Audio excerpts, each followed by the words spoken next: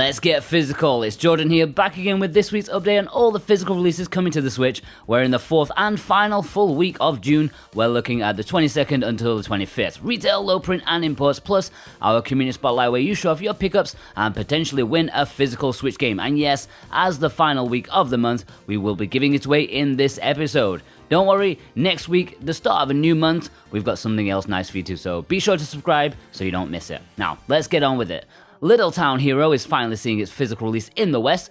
It's been out in Japan physically for a while now, which is the simple version that I picked up, but in the West, NIS America are picking up the reins and releasing the Big Idea Edition, which contains lots of extra goodies like an art book, pin set, poster, and soundtrack CD from Toby Fox. This game is very divisive. I highly recommend you check out my review to find out if it's something that you'd enjoy. It is very difficult, requires lots of pre-planning, and even then, there's bags of luck involved. I sort of enjoyed it, almost as much as I hated it at times, but once it clicks with you, it is a much better experience.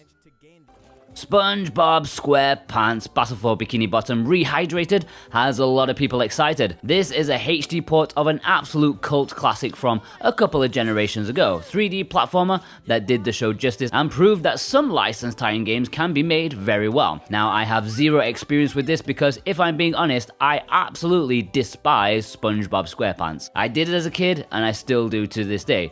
I realize we're going to lose half our subscribers because I said that, but I've got to be honest with you, right? Anyways, I know Juan was planning on doing this for a review because he's such a massive fan. But, he put in a lot of work last week, so I think we'll have someone on the website taking care of it for review. Indivisible is launching this week to retail after already being sent out to Indiegogo backers. This was developed by Lab Zero, more famous for their Skullgirls fighting series. This is an action platformer with RPG combat, supposedly inspired by Valkyrie Profile. It features fantastic artwork as you'd expect, the gameplay is supposedly pretty decent, and our SwitchWatch legend, Dane Wilkinson, agrees, as it's his pick of the week. Truck and Logistics Simulator is obviously the release you've all been waiting for. Can you find a more thrilling title than that? Look, I know, these kind of games are easy targets, but, they make them for a good reason. They actually sell. Not to you or me, but casual folk out there who do love a good mundane simulator. No offense. There's always something comforting about joining in with menial tasks. There's part of that to all of us. Anyways, this physical is exclusive to Europe and Australia, so if North Americans need some logistics in their life, you'll need to import this one. Journey to the Savage Planet is releasing physically this week, probably anyways. This is a humorous space adventure game that was well received on its original release not too long ago. You explore a wonderful alien world, seeing all sorts of stuff and, trying to survive. I've not played it before, but you can bet I'll pick this up physically once it gets in my price range. Now, I said probably this is this week, but Amazon seemed to disagree with statements that the publisher has put out. But, supposedly it's the 26th of June, stay tuned. Collar Cross Malice, or X Malice, is perhaps releasing this week, a bit of an uncertainty. I know it's releasing digitally and Axis Games are publishing a physical version, although it's difficult to find definitive statements of them releasing physically at the same time. What is it with publishers' stores not putting release dates on their listings? Signature Edition games do the same thing too and it winds me up. Anyways, tangential gripes aside, this is a visual novel, and Otome, I believe, is not my area of expertise, so if anyone wants to chime in about it, feel free to do so. Escape game Fort Boyard is maybe releasing this week in Europe. Always difficult to tell with microids. Anyways, this is an action puzzle game as you try to escape the titular fortification. It looks like absolute dross, shovelware of the highest kind, so I don't have my expectations too high. I'll tell you a game show that we do need as a computer game, Crystal Maze. Come on, where is it? Or Jungle Run. Anybody remember that as a kid? Jungle Run was so good. Anyways, and finally, it appears that Dungeon of the Endless is getting a release in North America this week. It's already out in Europe. Alright, let's jump into the low print releases. Now, I was properly busy last week, so it's been hard keeping track with new announcements. So as far as I'm aware, this week we only have one game, and it's from Special Reserve Games and Limited Run. They're doing a tag team once again.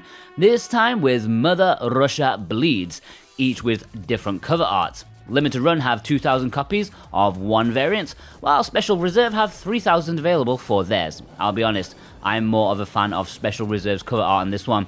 The game itself is a much enjoyed beat 'em up, great for co-op for up to 4 people. Anyways, June 23rd for both of these if you want to be there. Mother Russia Bleeds is God of Resins and Gannicus's pick of the week, and they both like Special Reserve's cover more, I agree. Did I miss any other low print announcements? Do let me know, I like to be as thorough as possible. Alright, let's jump into the imports this week. It's a big-ish week this week in terms of Eastern delights. Just remember that if any take your fancy and you'd like to import them for yourself, then there are import links below in the description and the pinned comment. It helps support this little series and SwitchWatch as a whole, so we really do appreciate it very, very much. Plus, in return, if you use our links, you can get 5% off your order if you use the coupon code SwitchWatchTV while checking out. That's all one word, SwitchWatchTV, for 5% off your order. Alright, Human Fall Flat is an interesting release. This was once an exclusive physical release for Super Rare Games, their first one in fact, and if you want it now, it costs a pretty penny. However, since the game was such a massive success digitally, especially in Japan, Super Rare Games released it from its exclusivity to allow for a Japanese physical release, well, in Japan. Good writing there, Jordan. Anyways, this has 10 extra skins, the latest update, plus English on the cartridge, so if you are after this physically, then now is your chance. It may be worth an import. Mr. Driller Encore is Bandai Namco's second import exclusive in as many weeks. Last week they had the mini Namcot collection, which I reviewed. This week it's Mr. Driller's HD port. There's no Western physical, at least not at the time of writing, so if you want to get your hands on this physically, then it's import only. Thankfully, it does have English. If you don't know what Mr. Driller is, it's an action puzzle game where you drill down to the bottom of the screen. It sounds simple, but there's some Bandai magic thrown in there for good measure. Plenty of game modes, multiplayer. This looks to be a nice, fun title, and if you enjoyed their Katamari Damacy HD port, then you'll surely want this one in your collection too. And this is Jonathan Rumor's pick of the week. Brigandine Legend of Runersia is a tactical RPG, a supposedly pretty epic one at that. There are 6 nations trying to secure dominance, lots of characters, monsters, some great artwork. This has all the hallmarks of a cult classic in the making. Limited Run did a pre-order for this one already, but if you missed out or you don't fancy waiting, then the Japanese and Asian releases are fine since they both include English. Plus, there is a collector's edition too, which includes a 2 CD soundtrack, visual book, and strategy book, although one supposes that there's no English on those books. Never mind though, who ordered from Limited Run and who's picking up this import? Do let us know. It might be the best way to get it in case you missed out. Anyways, SHOUJO JIGOKU no Doku Musume is a fascinating looking RPG from Nippon Ichi Software, better known in the West as NIS, America. Sadly, there is no English in this Japanese release, and I don't believe a Western release has been announced yet either, but you know, most of their stuff comes around eventually, so I would play the waiting game on this one. Right, let's jump into the Let's Get Physical community spotlight where you show off your pickups, and at the end of this episode we're going to tell you who the winner is of these beautiful B-side games releases from Japan. They're so gorgeous, I'm so jealous I have to give them to you. Alright, for this week, firstly, Juan has got a nice little package sent into him that he wanted to show off, so instead of me showing mine off, I'll let Juan take the reins for this one. Don't worry, he can't win the prize.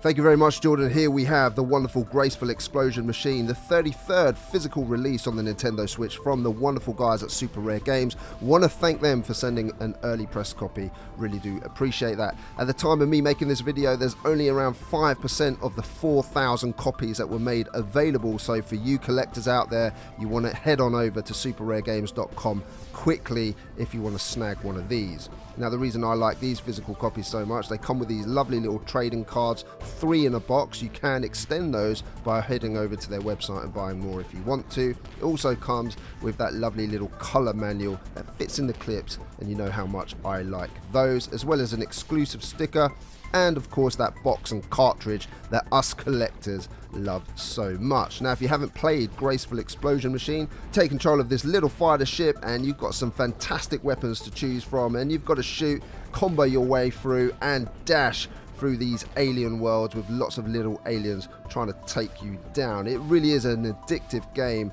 and one that I really thoroughly enjoy. So if you want to pick this one up, check it out. Hopefully there'll still be some copies available. And if you do happen to miss out, don't worry, these guys produce a physical copy at least every month. So make sure you sign up to their newsletter so you get an alert as to when their next one goes live. Thanks everyone, take care, see you on the next one. Alright, thanks mate. On to you lot. Kevin Taylor sent in 2 pictures. Firstly of Wonder Song, a nice big box from Limited Run, plus the awesome collector's edition of Sexy Brutal from Super Rare Games. Sadly, this is now sold out, but they still have a couple of standard editions left. Duo Troa sent in this nice picture, including some alternative cover art for Enter the Gungeon and Disgaea 4. I'm actually liking that Gungeon art a lot more than the usual one, if I'm being honest. Zetranathor, sorry I don't know how to say her name, sent in some very sexy looking imports. Stop teasing me guys, showing me the Omega Labyrinth Life Collector's Edition does my bank balance no favors. Anyways, I think this was in response to our video detailing all the RPG imports from Asia, and seeing this does make me happy. Chucks Taylor sent in this picture showing off the much sought after Ring Fit Adventures. Have to admit I've packed on a couple of pounds recently and I could do with this myself. Another response to our RPG imports list from everybody's favorite action hero, Kirk Canongrave. That Southeast Asian version of Final Fantasy X isn't easy to get a hold of these days. Most have to settle for the Japanese one. I'm not sure which cover I prefer actually. Christopher Hughes sent in this photo of a nice mix of games, RPGs, action games, platformers, it's got it all. Avery Brown sent in this photo. You don't see the longest 5 minutes too often these days, was way overpriced at its original release, but if you can find it for like £15, then it's a nice interesting title I think. Mansfield Bear got in his delivery of Gigantic Army, including the nice little mini keychain, a card holder that every order from Play Asia gets if they order this game. Craig N showed off a few exciting titles, including the Japanese collector's edition of Okami. Now, I'm sure it's more reasonable to find in other regions, but here in China, there's one dude trying to sell this for like $200, which, ain't gonna happen for me. Also jealous of Dimension Drive, I've recently decided to fully collect the Play Asia exclusive collector's edition, but I missed so many early ones that are now sold out, so yeah, I'm very jealous about this one. Chris from Cali sent in this picture of the wonderful Gris, plus a game that I'm seeing pop up more and more often is Ghost Parade. I remember talking about this when it released, but I'm surprised at how many times I've seen it in these vids amongst other games. Is it just cheap or good? Let me know. L Peanut joined Chucks Taylor's in showing off his Ring Fit adventure. Very nice. Adam Williams got in Ion Fury, baby. So yeah, it seems like it did make it last week after all. I'm all over this baby when I get the chance. Griffin picked up 2 great games. Oddworld Stranger's Wrath, really nice to see that in the flesh, I hope it's a popular one. Marcio Quintanero sent in 3 absolutely top-notch games. Can't get much better quality than Donkey Kong, especially as it's one of the best platformers ever made, and you owe yourself to play it. It deserves to be one of the best-selling games on the Switch, and it's a pity that it isn't.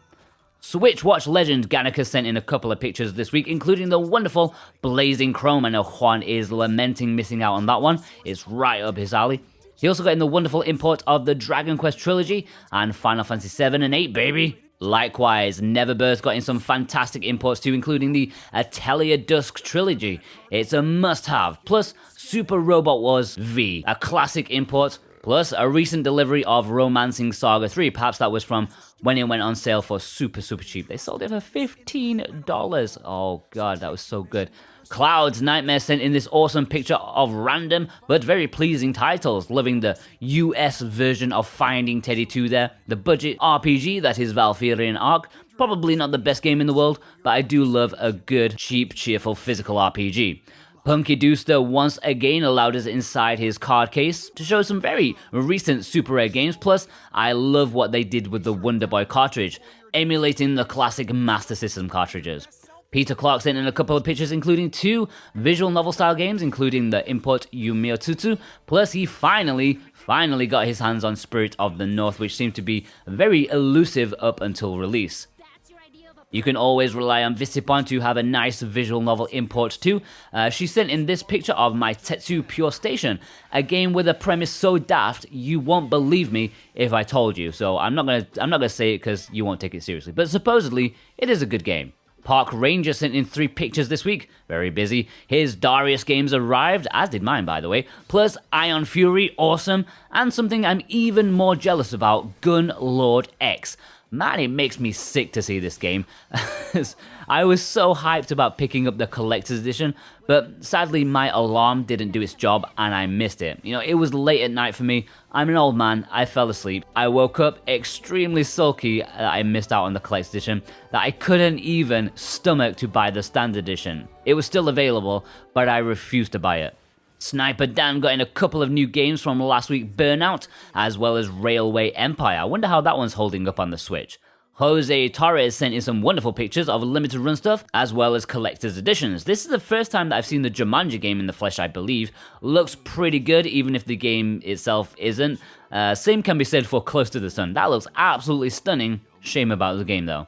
Jonathan sent in some random games he recently picked up, most of them for a decent price. Any opinions on Fishing Star World Tour? I've seen that for a decent price and I'm intrigued. I love a good arcade fishing game.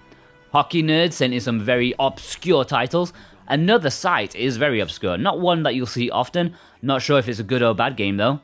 Court sent in this picture with some nice imports, Valhalla plus the Hotline Miami collection, that one from Limited Run. Pretty with Horns got in some obscure games, including that Mystery Investigations double pack. Probably not very good at all, but man, I can't help myself with obscure stuff. Matt Leniart's got in an interesting delivery of Tricky Towers from Super Rare Games. That's some really fun, cute box art there, but I can't believe that game sold out as fast as it did. It's their fastest in quite a while, but for me, it's one of their least interesting releases ever. Our executive producer God of Resin got in these games, loving that wonderful box art of Blade Strangers. I know there's a few variations, but that has to be the best one for sure. I love it. Chris Hepburn got in these 2 titles. Juan will be happy to see Slain in there alongside Alliance Alive, which is a game that I really need to pick up sometime. Retro Games was also one to pick up Burnout Paradise. We're hoping for some content on this in the future, but you know, it's a massive game, so who knows, we'll try. Rune got in this beautiful collector's edition of The Liar Princess and The Blind Prince. This is very different than most titles from NIS America, and although it is lovely, maybe it was a bit overpriced at launch. However, the price is tumbling and I want it myself. I just can't find an English version over here. James Bowen showed off these beautiful collector's editions he's been picking up along the way. I absolutely love what Special Reserve games do. I don't buy them myself because, you know, they're a bit too sophisticated for me, but I can admire them. And finally, to end this week's show, we have Renato Ferraz, who has some lovely additions, including the very obscure Vostok Inc. Human Resource Machine import, as well as getting their hands on a very early copy of SpongeBob Physical. I hope we have a review for you sooner rather than later. Now, that can only mean one thing. It's time to pick a winner for this month's Grand Community Prize, the Glorious Cat Quest and Golf Story from B-Side Games. This little wheel spinner has all your names, and whichever one it lands on is going to get 2 of the best collectibles out there. Let's spin the wheel.